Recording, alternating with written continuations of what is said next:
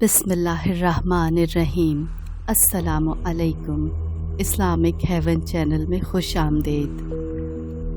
हज़रत इब्राहीम बिन अदहम और अजदहे का वाक़या। दर के बादशाहत के बाद एक रोज़ हज़रत इब्राहीम बिन अदहम चरवाहे का चोगा पहने रास्ते में जा रहे थे। आपकी कोई मंजिल थी और ना ठिकाना चले जा रहे थे कि देखें अल्लाह ताला कहाँ लेकर जाता है। कई दिनों की सहरा नवर्दी के बाद आपको रास्ते में एक शख्स मिला। उसके चेहरे से नूर हवेदा था। उसने आपको इसमें आज़म तलक़ीन किया। आप उसे मुसलसल पढ़ते रहे। उससे बहुत से अनवार और तजल्लियात का ज़हूर हुआ और फिर उसी इस्म की बरकत से एक दिन आपकी मुलाकात हज़रत ख़िज़र अलैहिस्सलाम से हुई। उन्होंने बताया कि जिन्होंने आपको इसमें आज़म सिखाया था वो उनके भाई हज़रत इलियास अलैहिस्सलाम थे।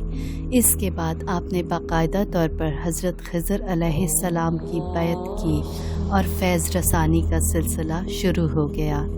एक दिन आप सहरा में से गुज़र रहे थे कि किसी बूढ़े से मुलाकात हुई।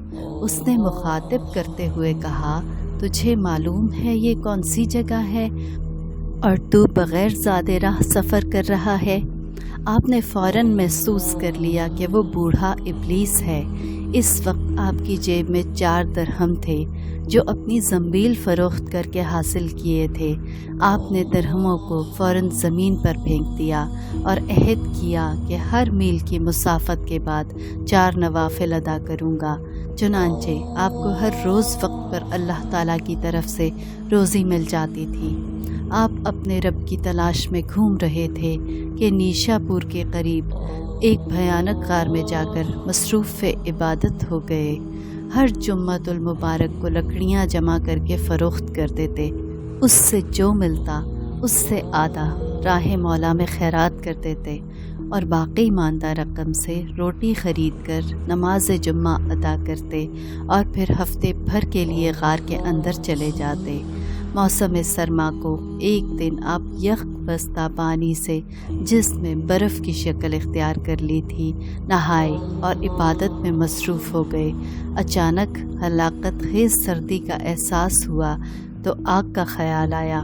पान पुश्त पर गर्मी सी महसूस हुई। यूँ लगा जैसे किसी ने पुश्त पर पोस्तीन डाल दी हो। उससे आप पर नींद का गलबा तारी हो गया। जब बेदार हुए तो देखा एक बहुत बड़ा अजदहा था जिसकी गर्मी ने आपको सुकून बख्शा था। अल्लाह ताला से अर्ज़ करने लगे, ए अल्लाह, आपने उसे मेरे लिए वजह सुकून बनाया और अब कहर के रूप में मेरे सामने है। ये सुनना था कि अजदहा वहाँ से गायब हो गया।